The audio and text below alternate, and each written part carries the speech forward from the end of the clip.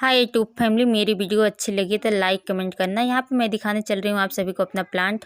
यहाँ आगे से बीच से मतलब बरामदा है, दोनों साइड से कमरा है और चारों तरफ से खिड़कियाँ हैं, क्योंकि मेरे क्लाइंट के पास चारों तरफ से ज़मीन काफ़ी था, तो इसीलिए जगह काफ़ी था, तो इसीलिए चारों तरफ से खिड़कियाँ रखे हैं।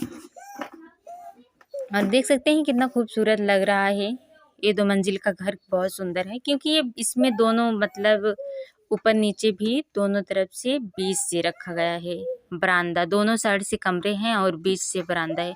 और जो उस वाले वीडियो में था, एक साइड से मतलब बरामदा था और एक साइड से कमरा, इसमें बीच में रखा गया है, दोनों नीचे ऊपर दोनों। और देख सकते हैं कितना अच्छा लग रहा है, क्योंकि बरामदा मतलब बीच से है, दोनों साइड से कमरे हैं, ऊपर नीचे भी हैं और ऊपर भी मतलब देख सकते हैं कितना खूबसूरत लग रहा है छत पे।